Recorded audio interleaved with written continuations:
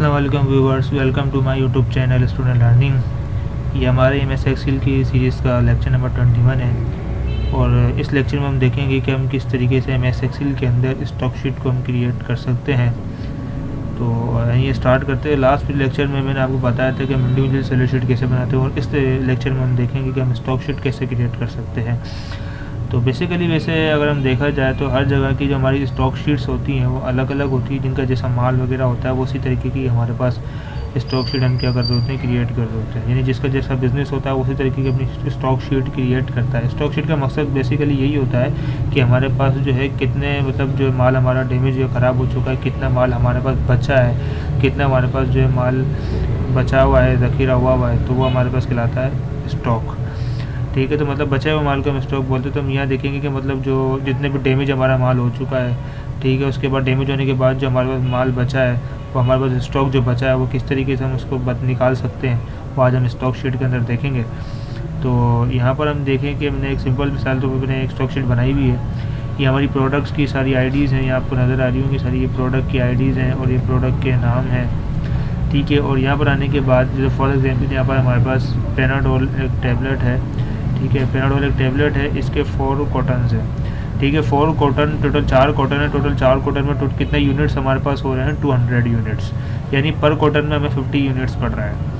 ठीक है, और लॉस यूनिट हमारे पास क्या है, लॉस यूनिट हमारे पास ऐसा यूनिट होता है जो मिसाल के तौर पर हमने एक माल पहले मंगाया वो उसमें से मतलब आधा माल बिका है, आधा माल नहीं बिका, तो जो नहीं बिका है वो भी हमारा लॉस में जा रहा है, उसके भी हमारे पैसे नहीं मिले हैं, तो वो हमारा लॉस यूनिट में जा रहा होता है। तो इसका मतलब 45 जो है ये हमारे पास ये भी यूनिट, ये पहले के बचे हुए यूनिट है जो बिके हमारे पास नहीं है। तो नए कार्टन मंगाया उसके अंदर टोटल 200 यूनिट्स हैं और जो पहले के यूनिट हमारे पास जो बचे हुए थे वो टोटल कितने हैं, 45। तो टोटल यूनिट हमारे पास कितना हो गया, 245 यूनिट्स। अब जिसमें से हम यहाँ देखते हैं डैमेज, यानी कोई हमारा मतलब जैसे डैमेज हो गया है कोई भी यूनिट, 5 यूनिट हमारे डैमेज हो चुके हैं। जैसे फॉर एग्जाम्पल हमारे पास हम कोई माल वगैरह अगर हमारा आ रहा है, माल आते आते कोई मतलब जैसे कोई चीज़ हमारी डैमेज हो गई है, ख़राब हो गई है, तो वो डैमेज कैसे चली जाती है। तो 5 हमारे यूनिट जो है वो कितने हो चुके हैं, डैमेज हो चुके हैं। मतलब 5 यूनिट हमारा डैमेज होगा। उसके बाद अब मिसाल के तौर पर माल अब एक्सपायर में क्या होता है, जैसे फॉर एग्जाम्पल हमने माल मंगा लिया है, उसमें से हमारे पास जो है वो कुछ कॉटन में चीज़ें हमारे पास जो है वो माल हमने मंगा लिया है। माल मंगाने के बाद जो है हमने उसमें से मतलब आधे से ज़्यादा माल हमारा बिक गया है, कुछ माल हमारा नहीं बिका है और वो मतलब उसकी एक्सपायरी डेट आ गई है, तो वो भी हमारा किसके अंदर जा रहा है, लॉस में जा रहा है। तो वो एक्सपायर हमारे पास ये होता है कि जो माल हमारा एक्सपायर हो जाए तो उसको हम बता रहे हैं टोटल कितने 5 तो हमारे पास डैमेज हो गए और 10 हमारे पास कितने हो गए यहाँ पर एक्सपायर हो गए। और शॉर्टेज का होता है, तो फॉर एग्जाम्पल हमने कोई मतलब जो है अपना पैकेट्स वगैरह मंगाया, उसमें से कुछ आइटम शॉर्ट हो जाते हैं, बाजू का आइटम पूरे नहीं आ रहे होते, तो शॉर्टेज भी हम ये काउंट करते हैं कितनी हुई है हमारे पास शॉर्टेज हुई है। तो डैमेज का मैंने बताया वो कि मतलब जो मतलब माल हमारा आते हुए डैमेज हो गया, या फिर कोई माल हमारा आ गया एक्सपायर में, वापस क्या होता है कि कोई माल हमने मंगा लिया है तो वो माल वक्त तक बिका नहीं है, वो एक्सपायर हो गया है, तो वो भी हमारा लॉस में जाएगा।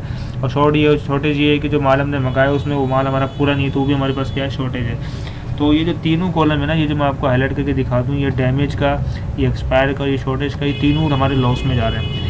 ये इसको हम लॉस में नहीं बोल सकते, मतलब ये जो हमारे पास यूनिट है इसको हम लॉस में नहीं बोल सकते, क्योंकि माल पहले का बचा हुआ है, बिका नहीं है, ये एक्सपायर नहीं हुआ, लेकिन अभी हमारा माल पड़ा हुआ है, ये बिका नहीं है, तो इसको फिलहाल हम लॉस में इसलिए काउंट कर देते हैं, लेकिन ये माल हम बेच सकते हैं। तो टोटल हमारे पास यूनिट कितना होगा, 245, जिसमें से हम डैमेज और एक्सपायर और शॉर्टेज को अगर हम निकाल दें तो जो हमारे पास टोटल यूनिट बचते हैं, यानी डैमेज हमारे 5 और 10 एक्सपायर के और 5 शॉर्टेज के अगर हम लगाएं तो टोटल हमारे पास लॉस यूनिट बन रहे हैं वो 20 बन रहे हैं। अब अगर आप 245 में से और अगर आप 245 में से जो है वो 20 अगर आप डैमेज यूनिट निकाल देते हैं तो टोटल हमारे पास यूनिट बच रहे हैं वो कितने बच रहे हैं, 225।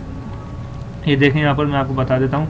तो मैंने जो मतलब इन दोनों को मैंने प्लस किया और इन तीनों को मैंने अलग प्लस किया। प्लस करने के बाद जो लॉस थे उसको मतलब जितने भी लॉस यूनिट थे उसको मैंने इन तमाम यूनिट में से 245 में से माइनस किया। माइनस करने के बाद जो मेरे पास रकम बच रही थी वो यहाँ पर हमारे पास आ गई स्टॉक इन हैंड, यानी ये कहलाता है हमारा स्टॉक इन हैंड।